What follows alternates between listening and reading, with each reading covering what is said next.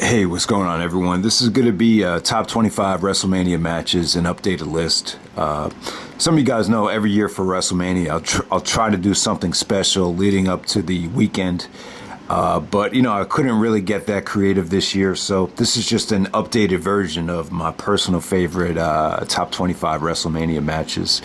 So yeah, at least WrestleMania is still happening this year. It's going to be a two-night event, most likely without a legit crowd. But hey, at least we're getting it. WWE is the only game in town. This is a huge chance for them to really take advantage of a depleted sports scene. And, hopefully this thing just blows over as quickly as possible.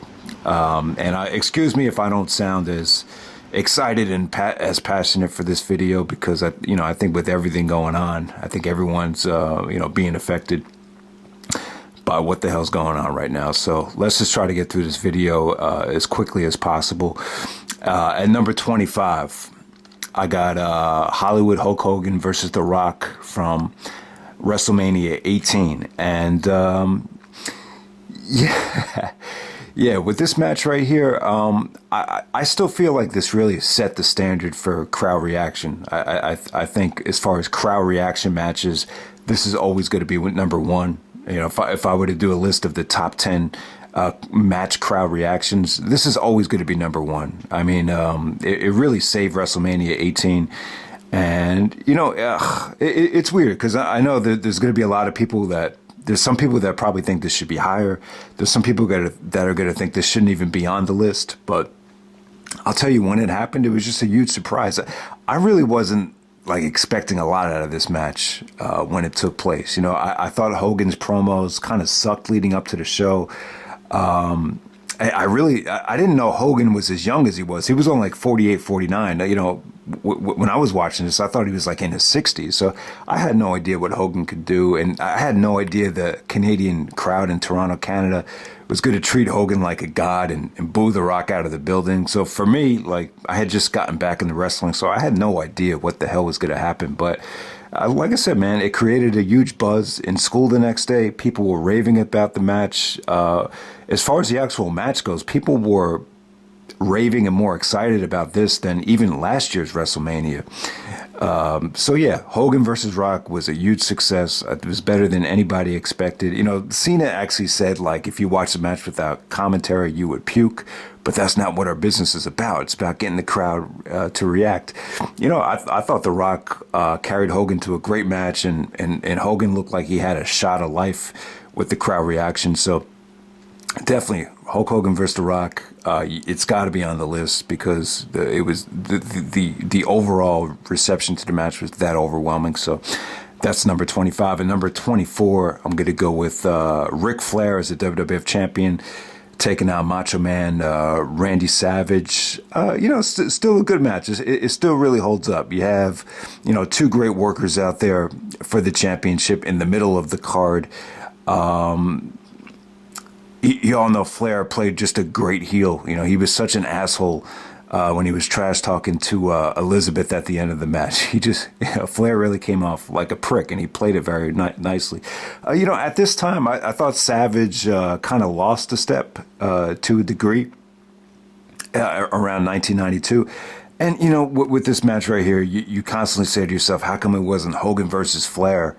And, no one's ever really got a reason for it. My take on it is I think the plan was for Flair to win the Rumble. And I think Vince wanted Flair to drop the title to a WWF, homegrown talent. If it wasn't going to be Hogan, it was going to be Savage. I think that was the plan. And, because of what was happening with Hogan leaving the company and the whole steroid scandal, I think that's the reason why I think Vince changed his mind and went with Savage, because Savage was staying. I think no matter what, the plan, he wanted to stick to the plan of having Flair, an outsider, drop the belt to one of his guys. And the dropping it to Hogan was totally pointless because Hogan was going to leave. So I think that's why the match didn't happen. I don't believe all that shit about how Hogan and Flair house show matches got disappointing reactions. There's no way. If Hogan versus Flair at WrestleMania 8 would have been awesome.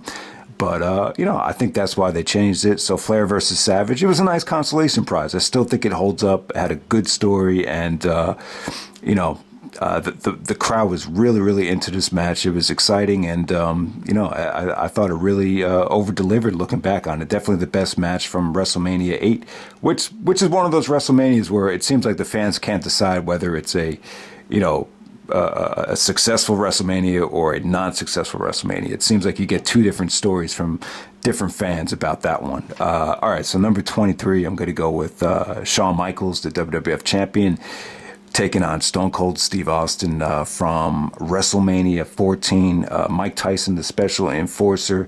All right, so this match right here, it's kind of weird. I mean, there was a time when this was considered up there as one of the greatest WrestleMania matches. Like, people had this on the same level as, some of Austin's matches or some of Shawn Michaels' classic matches at WrestleMania. But as time has gone on, both guys, Michaels and Austin, have stated that the match was terrible and it could have been so much better because Michaels was in pain and they couldn't really do a lot. Then you heard about how much of a pain in the ass Shawn Michaels was from Austin's side. So, but to me, I still think the match holds up. It's got an incredible finish, an incredible WrestleMania moment. When you think of 1998, you still think of this match. And yeah, Michaels was in a lot of pain here. I think Michaels was in more pain in this match than Angle was when he had his neck problems, 5 years later at WrestleMania 19. So the match was very important for the company. It was a tremendous success.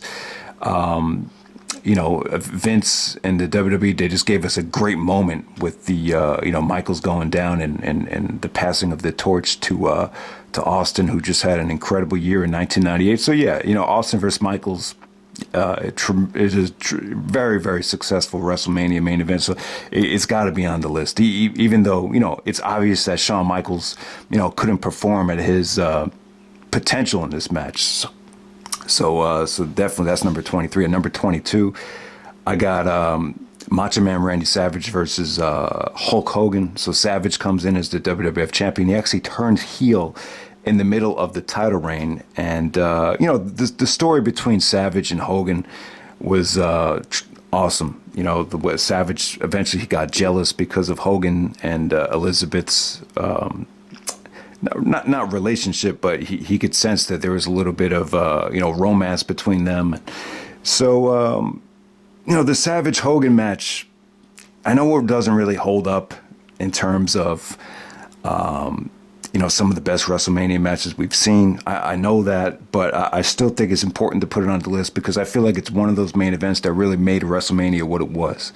I really think it WrestleMania 5 was a huge success compared to WrestleMania 4. I think the build and the tension and the payoff was very, very well done.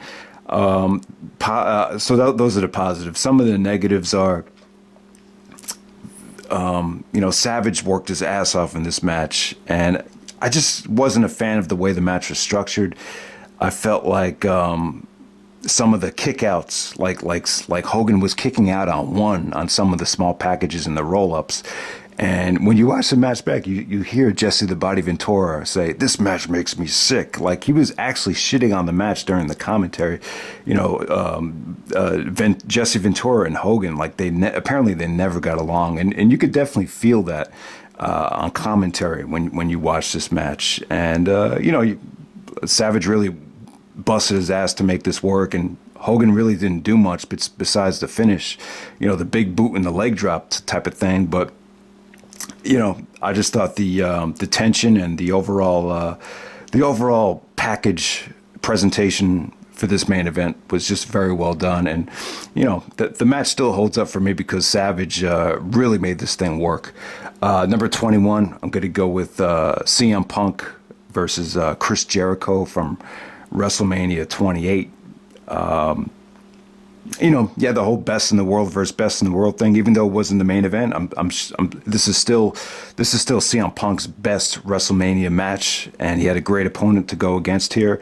And nothing to say about it, but it was just a very, very well received WrestleMania match, and the actual wrestling at the end of the match can't be ignored. They almost screwed it up with Jericho trying to get DQ'd, but by the end of the match, I just thought they really wrestled, almost a scientific classic right there. Just really, really good stuff from a wrestling standpoint.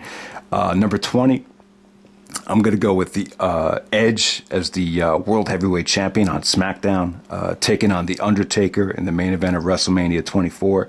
So this is a great moment for Edge. Edge even said in his documentary that his favorite time ever in wrestling was working against the Undertaker. So and you could tell this took Edge to a different level.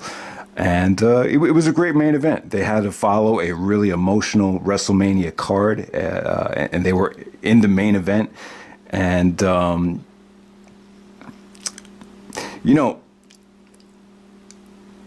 I think with this match, the whole thing with the streak and the title on the line, it really felt important. Like the streak was really getting up there, and I think by this point you thought maybe Edge would be the first one to do it. And he almost did it. There was a lot of times where you really thought it was going to end, and they did some creative stuff here. You had that whole thing with Undertaker hitting a choke slam, and there wasn't a referee, and there was a referee sprinting down to the ring, and he was able to, Edge was able to kick out at the last second. So you just had an exciting match. You had Ryder and Hawkins, who were on the outside, that really added to the match. That really gave it that extra dimension of, maybe Edge would be the first one to do it. So this is one of the first matches where the streak really went to the next level. Like it felt that much more important for someone to do it, especially in the main event with the title on the line. I think Undertaker and Edge definitely holds up. And for me, it's the best match from WrestleMania 24 when you look back on it. From a match quality standpoint. Number 19, I'm going to go with Kurt Angle versus Chris Benoit, WrestleMania 17. So Angle had just lost the WWF Championship. So he comes into this match with a fresh opponent in Benoit. And the thing about the WrestleMania 17 match was the mat wrestling. I mean,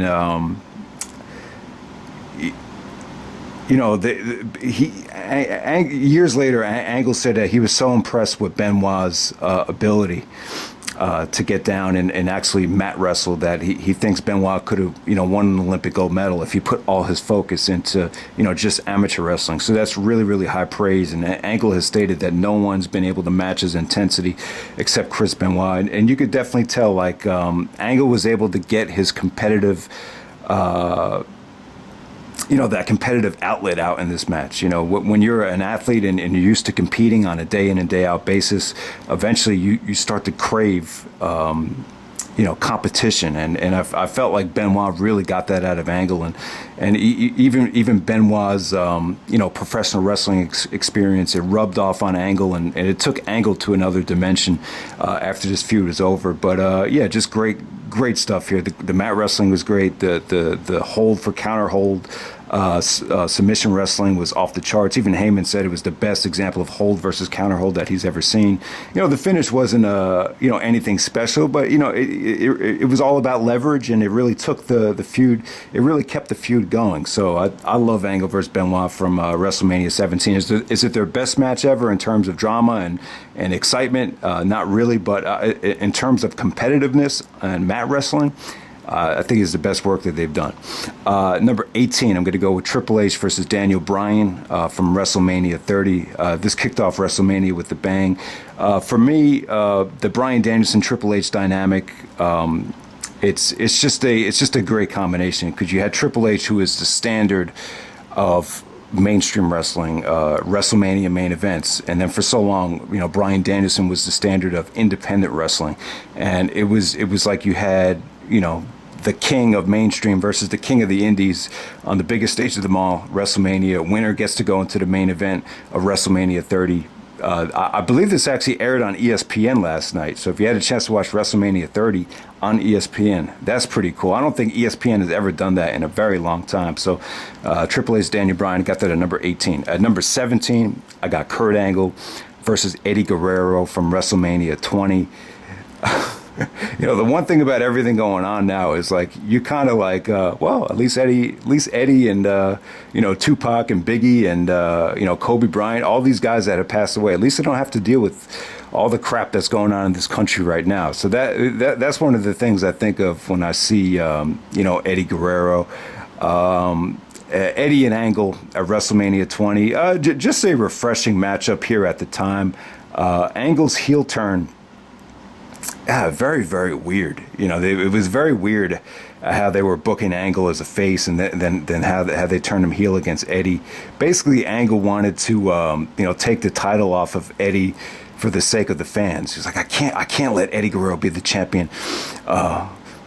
For the WWE, because he doesn't set a good example. A former drug addict is not what we need as champion. So Angle's heel turn, he was trying to be like this righteous heel, and it didn't last very long because Angle started having neck problems after WrestleMania. Then he went to being the SmackDown general manager, which wasn't the highlight of Angle's career. But for this WrestleMania 20 match, I thought it was really, really good stuff. It was great, man.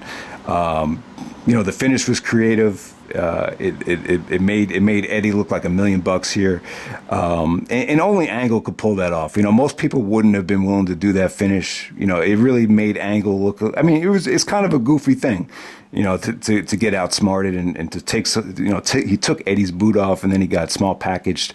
Like someone like Triple H or even Michaels, they probably wouldn't have agreed to a finish like that. But Angle's so multi-dimensional that he was able to get away with it, and I just thought they had an exciting match, man. I just thought that, the counters to the Angle slam and some of the Angle kicking out of the frog splash, it's just a really underrated match. I don't think it gets enough praise, actually. That's Angle versus Eddie from WrestleMania 20. All right, so at number 16, I got Hulk Hogan versus the Ultimate Warrior from WrestleMania 6. About this match, this is just a childhood kid's dream right here. It really, to me, it felt like two superheroes in the main event of WrestleMania. Ultimate Warrior winning the championship. It was definitely the right decision in retrospect, because some people forget that the Ultimate Warrior was the man at the time. I know a lot of people think he burned out and he was selfish and that he didn't appreciate the opportunity he got. But at that time, I really thought it was the right time, and the title change just really holds up for me. It feels meaningful. I still think Hogan and Warrior.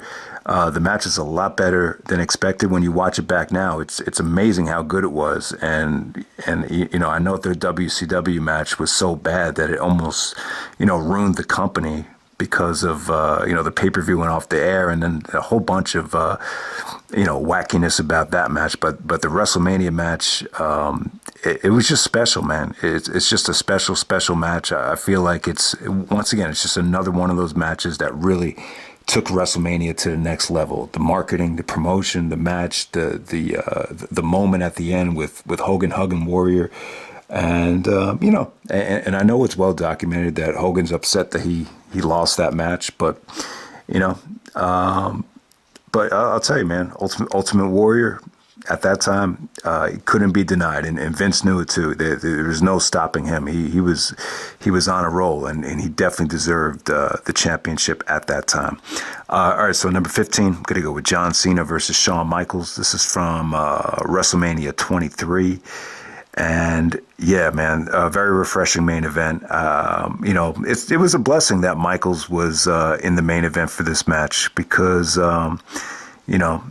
they're in Detroit. I think it was Ford Field. They had an opportunity to draw like 80,000 fans. So I just felt Michaels was extra motivated for this match. And I don't know, man. I feel like pound for pound, this might have been, Shawn Michaels' best WrestleMania performance. It was just, his performance here was just out of this world. He just looked extra rejuvenated here. I mean, he looked awesome. And then, I think Michaels really took Cena to the next level.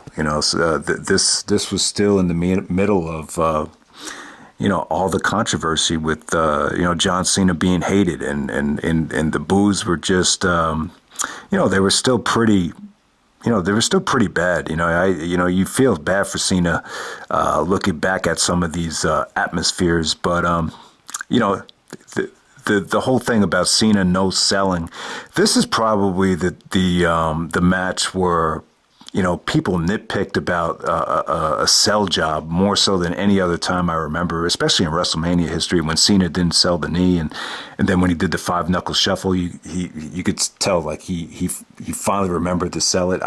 So I remember people being really pissed off about the no sell there. I don't know what happened. It's kind of one of the biggest blunders when you look back at it. But for my personal taste, it didn't take away from the match for me because it's still really delivered. Michaels, his counters to the attitude adjustment and FU and just some of the sequences here, this is just Shawn Michaels at the top of his game for sure, without a doubt. And then you had that this is actually called WrestleMania All Grown Up.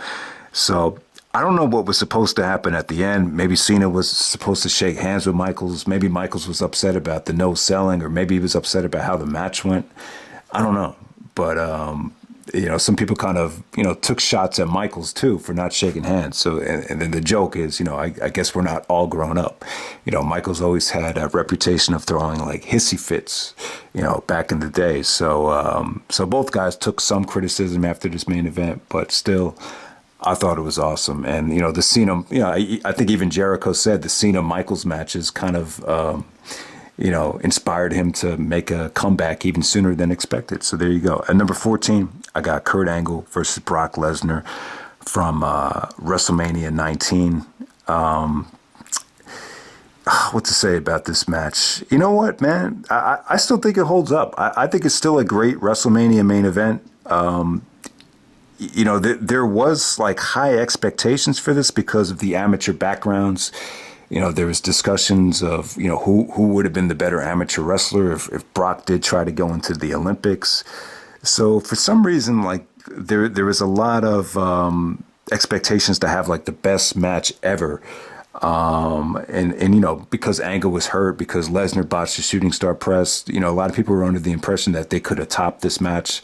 And then when you compare it to some of the matches they had down the road, I still think this is their best match. Angle actually trained harder for this match than any other match I think he's ever had. I think he lost like 7. The Taz said on commentary, he lost 7 pounds. He was doing like really intense training as far as wind sprints and stuff like that. I know Angle's upset about how he felt the match was kind of rushed. But, the match still ended up being good, and in some ways, like I said, man, the shooting star press, it was an incredible spot. It was a very risky thing to do. I know Lesnar ended up getting a concussion, but in some ways it really made the match, it really added to the drama of the match. The match already had enough drama with Angle's neck problems, especially when Brock does Brock did some of those belly to bellies, and it looked like Angle actually landed on his neck, and you could hear a girl in the crowd. She's like screaming. So like stuff like that really added to the drama of the match. But I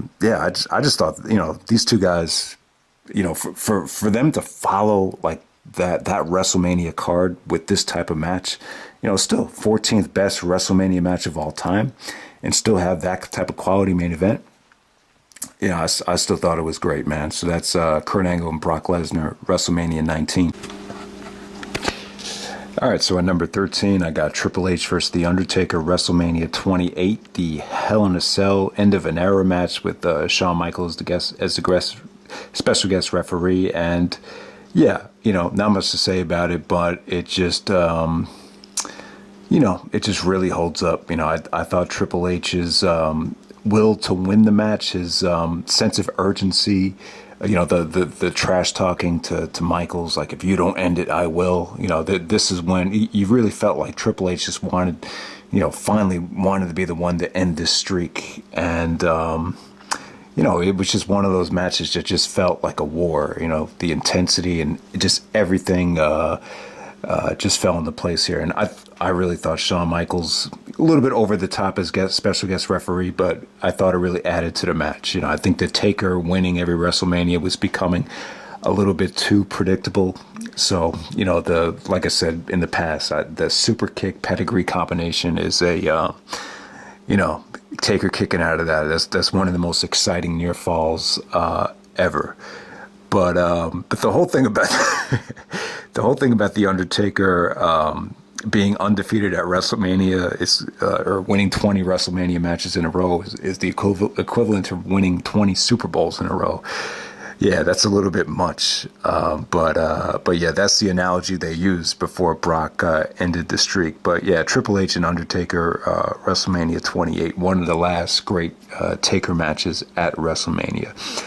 Number 12, I'm going to go with Edge and Christian, Hardy Boys, Dudley Boys, TLC 2 from WrestleMania 17. So, yeah, you know, I didn't go with the triangle ladder match. And you know, like I said, guys, there's going to be a lot of great matches that did not make this list. 25 is not that many matches when you look at the whole realm of WrestleMania's history. But I feel like TLC 2 was just,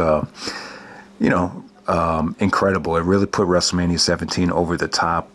You know, it just, you know, I think the X factor of, Rhino, Lita, and Spike Dudley coming into play really made it different and engaging. Rhino's, at the time, you didn't really know why Rhino was there. He had just came to the company, but, you know, over time, you learned that Rhino, Edge, and Christian all grew up together, they trained together.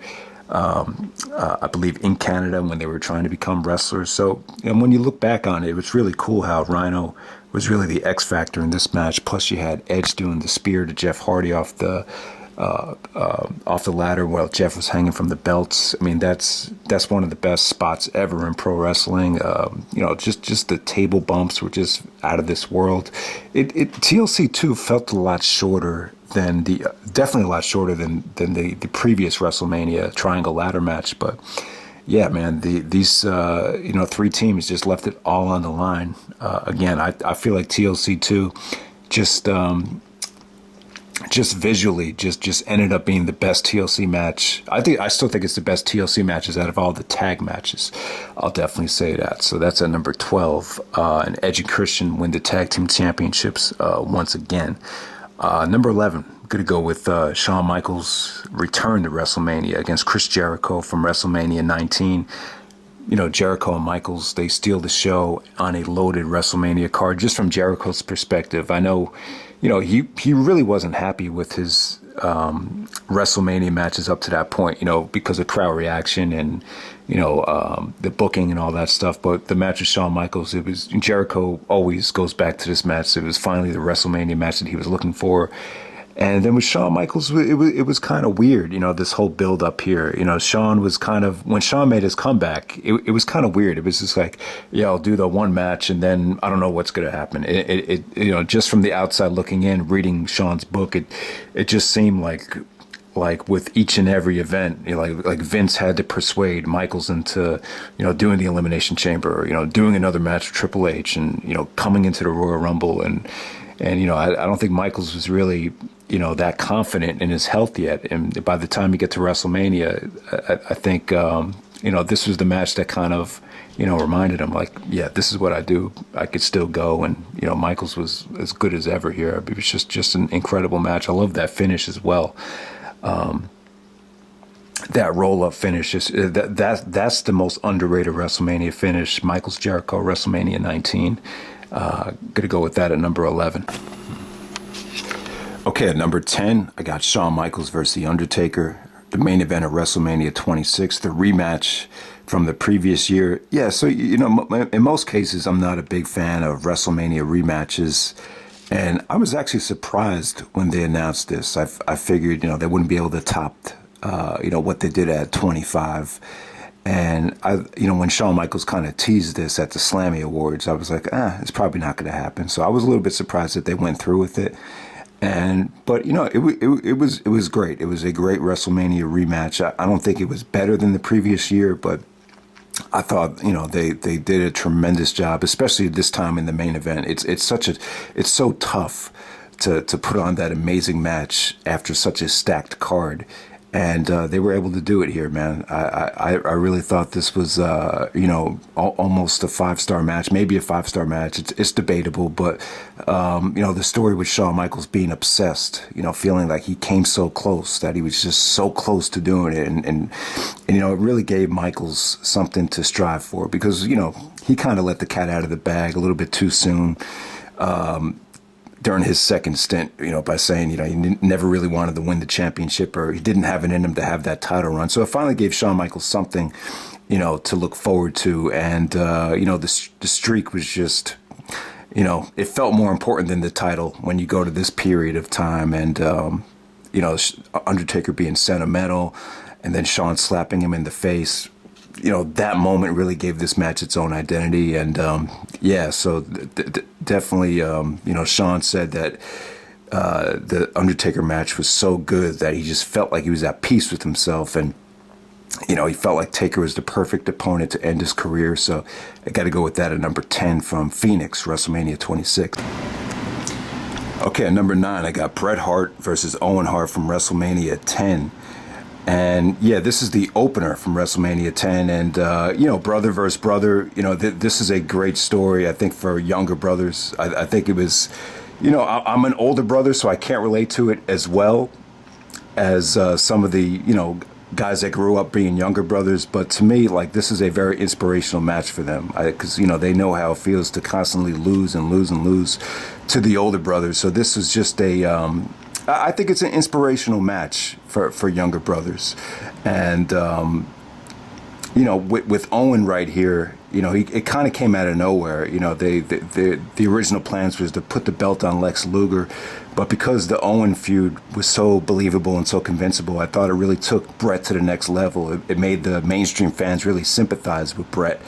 And I think Vince noticed the overwhelming reaction for Bret, and he decided to put the belt back on him. And, Owen actually wins this match, and the show ends with Owen, after defeating his brother, looking at his brother as a WWF champion. It was so good. That was just such a great storyline that they had. And, it really made 1994 single-handedly just a better year than the year before it and the year after it. So that's... Bret vs. Owen from WrestleMania 10, just a masterpiece right there. And, it really showed the world how good of a heel Owen was. It showed him how good he was in the ring. And to me, it's definitely one of Bret's best matches ever. That's the opener from WrestleMania 10, still the best opener in WrestleMania history. There's some matches that come close. But yeah, that's it for me. I love that match. And I love Bret's reaction too when the guy in the front row says, "Come on, Owen," and Bret gives him a look like, "What the hell is this guy doing? Gonna scoop my heat?" Nah, I'm just joking. But hey, at number 8, we got Triple H versus Shawn Michaels versus Chris Benoit from WrestleMania 20. Yeah, man, I just saw that part 1 of that Dark Secrets of the Ring thing that Jericho participated in with Benoit, and Benoit's son. He said, after the match was over with Benoit celebrating with Eddie, like he wished both of them had just retired after that match. And yeah, in retrospect, you wish they had retired. But, there was such an excitement factor seeing those two guys as champion, and you were excited to see how good their title reigns were going to be. But, it's funny, like them winning the titles was very emotional, but them losing the titles was very emotional in a negative way. I think both guys put a lot of pressure on themselves, and I think them taking the title off of Benoit at SummerSlam and them taking the belt away from Eddie too soon. They're so hard on themselves. Like they kind of looked at it like, oh, the company's taking the belt away from me because I failed them. But, this is pro wrestling. Title reigns just don't last forever. So there's a couple ways of looking at it. But, yeah, the match was so good, man. Michaels was awesome in this match. Triple H, this was at the apex of Triple H's hate on message boards and the internet. A lot of people just thought he was, too much power. This title reign was just lasting too long. And, when you think about it, it wasn't like Triple H didn't have the belt during the Attitude Era. He had it a lot. When Austin and Rock were both in their primes and healthy, Triple H was still the champion like the majority of that time. And, So it wasn't like he finally, got a chance after, the company moved on from both Rock and Austin. So it just felt at the time like it was like Triple H was never going to lose the belt. And for Benoit to be the one to do it, it was just a magical moment, because Benoit had never really been champion before. So this is just a very emotional moment for everyone that really idolized Chris Benoit at that time. It's funny, I have this at number 8, but, there's a good chance if the tragedy didn't happen and, the moment's a little bit tainted for me. And it's tough to even watch now looking back on it. But, this probably would have been a little bit closer to number 1, had things gone differently. But yeah, let's move on to number 7. We got the Macho Man Randy Savage, Intercontinental Champion, taking on Ricky the Dragon Steamboat from WrestleMania 3.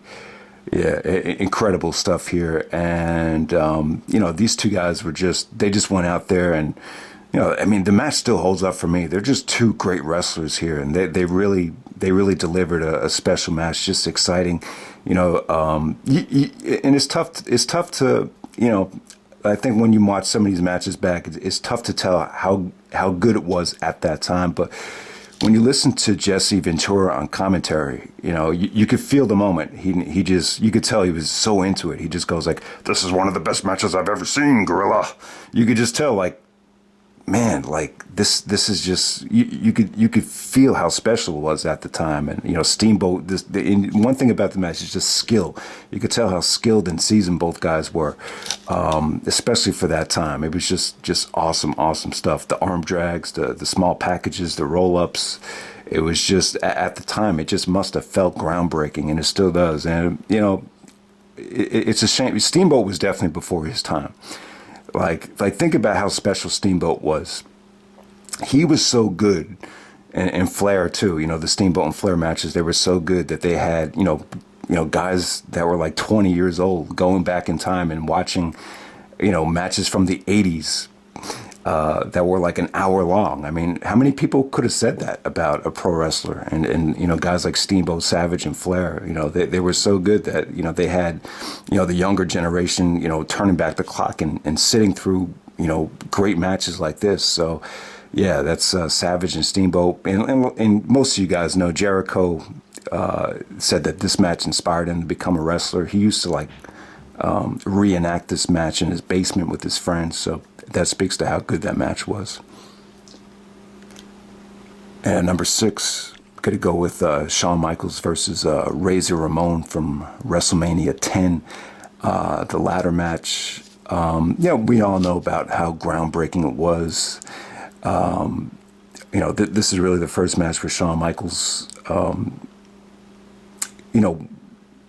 got labeled like a savior of WrestleMania, stole the show out of WrestleMania.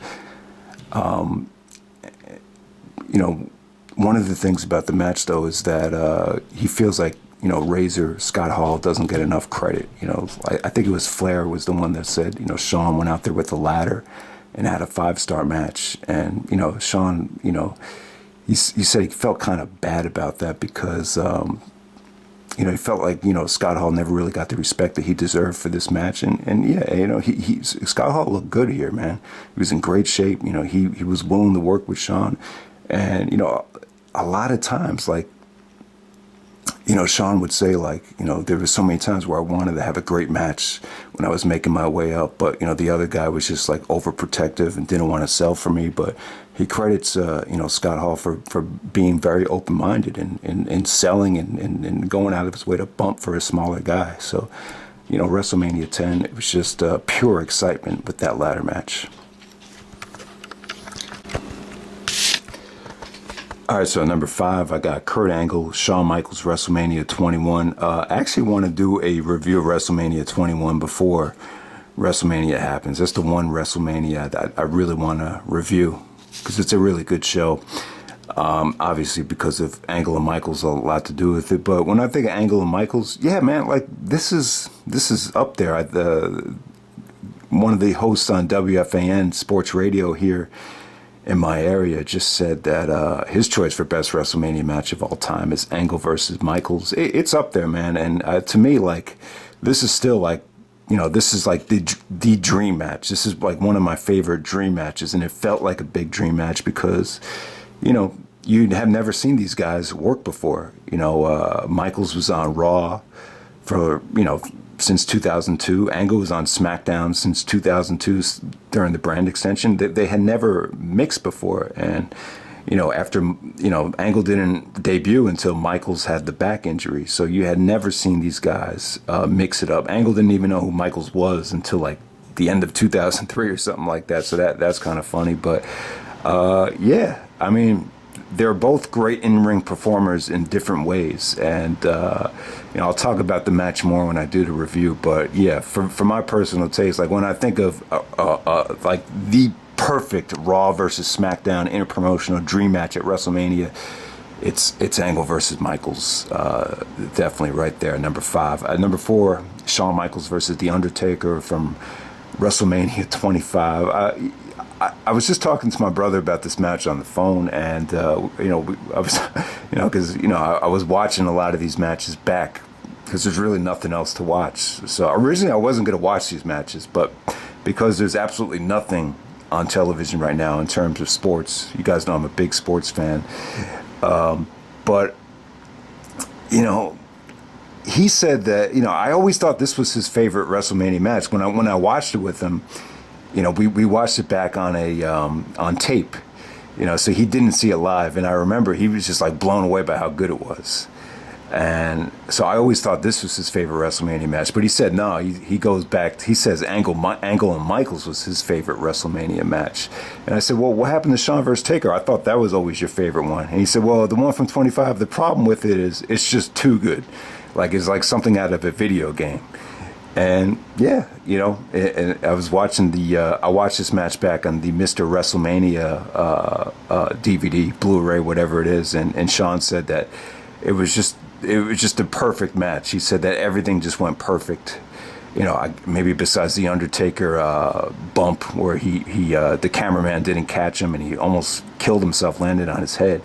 Maybe that's the only flaw in the match because Taker almost died. But yeah, I mean, I'll tell you, man. I think I've said it before, but the first Tombstone kick out by Michaels, that's the best near fall ever, I think, in pro wrestling history. And obviously Undertaker's reaction made it even better. But yeah, man, just really exciting stuff. I was blown away by how good the match was. And, it's funny, like you had seen these, this is what's very interesting about pro wrestling, because you had seen these guys worked together in the Attitude Era, the Casket match and the Hell in a Cell matches, and they were great matches. But who would have known that 10, 12 years later, those two guys, as they're both in their 40s, were able to exceed those matches and even take it up a notch. I mean, it just doesn't happen. Usually when you get older, you think of WCW guys, trying to hang on to that spot.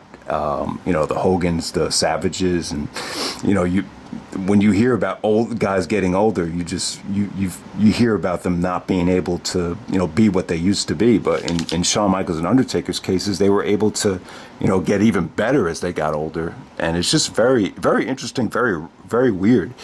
And yeah, so that I got Shawn Michaels versus Undertaker at number 4 from 25. At number 3, I got Stone Cold Steve Austin versus Bret the Hitman Hart from WrestleMania 13, the submission match. All right, so a lot has already been said about this match. You guys know how good it is, but when I think about the match, it's you got two great talents here going in opposite directions, and when you watch WrestleMania 13, it's really interesting at how hated Bret Hart became at the end of that show. He came into the show as a babyface, but by the end of the show, he was like the biggest heel in the company because he also interfered in the main event, and it was crybaby Bret. That's how you remember Bret after WrestleMania 13, and you saw the metamorphosis of Austin from this guy that was just pissed off about getting fired, and he really took that frustration and you could see all of Austin's frustrations really, he really was able to get it all out in this match. So it was definitely, when you look at Austin versus Bret, you think of the perfect double cross. The guy from the past and the guy in the future. They're both going to swap roles, and we're just going to go into this new direction. And so that's the submission match right there between Austin and Bret. And one of the best things about the match that's underrated is Stu Hart's reaction. Like, they had a reaction shot of Bret's dad in the front row, and he just had this look of, I guess, concern, or this look of just, I don't know how to describe it, but Jerry Lawler actually says even Stu woke up for this, and that's one of the best parts of that match when you watch it back. So that's Austin versus Bret submission match, WrestleMania 13. Number 2. I got Stone Cold Steve Austin challenging The Rock for the WWF Championship from WrestleMania 17 from the Astrodome. All right, so a lot has already been said about this match. I feel like Austin's will to win the match, with his frustration, facial expressions, that really put the match over the top for me. And one of the things I remember about Austin was he said that everything he does is 100% real. It's like he has to really buy into it for it to work. And, when you watch this match back, you see The Rock really elevated himself from WrestleMania 15. Like, it didn't feel like a WrestleMania rematch, because The Rock really took himself. WrestleMania 15, The Rock was just kind of, happy to be in the main event. It could have went either way. There was debates about whether Rock should have main evented 15 or not. But by the time you get to 17, Rock really got himself up to Austin's level in terms of popularity. And when you look at it, it's like, one of the things about the time when Austin was out with the neck injury, when you look at the ratings even got better, attendance never took a dip. So, there was rumblings about how, people started treating Austin differently when he came back. Like, they didn't really treat him like he was the savior, because they didn't really miss a step. So the whole thing with Austin being paranoid about losing his spot, when you look back on it, it felt really real. And one of the other things I like about the match too is Rock, just the way he kicked out of everything. It was like he really had the fans on his side by the end of the match. You would think, being in Houston, Texas, Austin's backyard, that, The Rock would get a lot of heat and be hated, but nowhere near compared to WrestleMania 18 in Toronto, Canada, where they booed him out of the building. So Rock, even though, Austin was the hometown boy, Rock really had the fans on his side, I felt like, by the end of this match. But yeah, seeing Austin side with Vince, I still thought it was the way to go. I think there was no other way but for Austin to turn heel. It's something that needed to be done. For all you guys that say, Austin should have stayed babyface, you don't know. You don't know how bad it would have been or how good it would have been.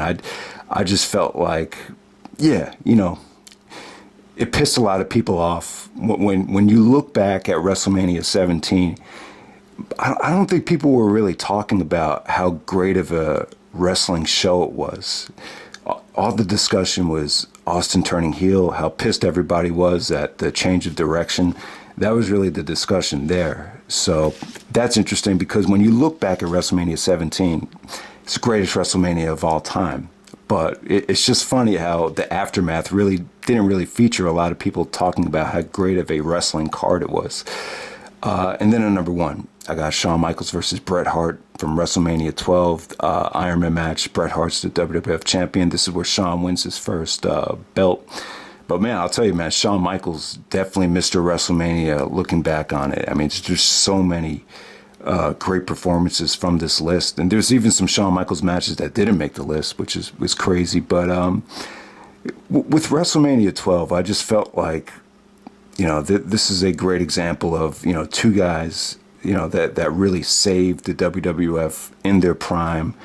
When you go back to 1996, I think both Shawn and Bret were definitely in their prime from an athletic standpoint. I'm just a big fan of how much both guys trained for the match. You could tell both guys looked even better going into this WrestleMania.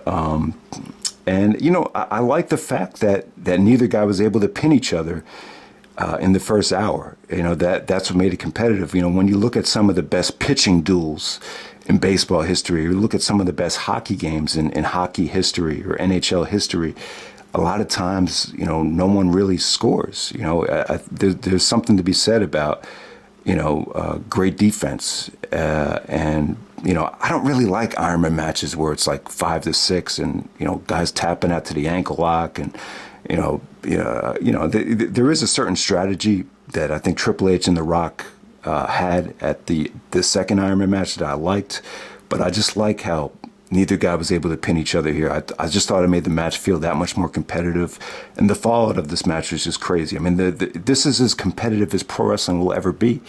I mean, think about it. The match was so competitive and so important that it really, broke up a good friendship here.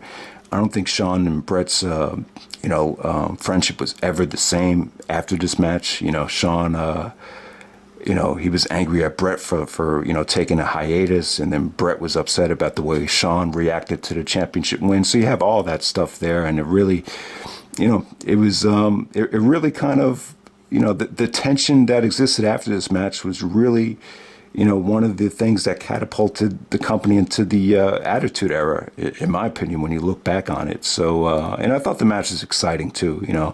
I like, Bret's strategy in the match. It was a little bit boring. Some people would say, people complain about baseball being boring too. And, sometimes my attitude is, well, if you think baseball is boring, then maybe you're just not passionate about it. And, I could say the same thing about wrestling too. Well, if you thought the match is boring, then maybe you just don't like wrestling. Maybe it's just not your cup of tea. But I felt like it was one of those matches where you just had that anticipation. And I remember watching this match. I actually, I wasn't a huge fan of wrestling at the time, but I did watch WrestleMania 12 at a friend's house with a packed crowd, and everyone was really into the match. It felt like a roller coaster ride of a match for that time, and so I like the fact that neither guy was able to beat each other. I thought it made Bret look good. I thought it made, Shawn look good because he ultimately won the match in overtime. But yeah, that Shawn Michaels and Bret Hart from WrestleMania 12 Ironman match.